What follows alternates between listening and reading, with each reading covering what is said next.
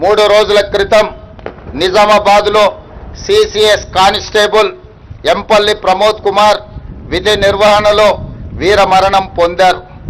భర్త ప్రమోద్ను పోగొట్టుకున్న అతని భార్య ప్రణీతకు అతి చిన్న వయసులోనే తండ్రిని కోల్పోయిన అతని 3 కుమారులకు వారి కుటుంబానికి ప్రభుత్వం అండగా ఉంటుంది.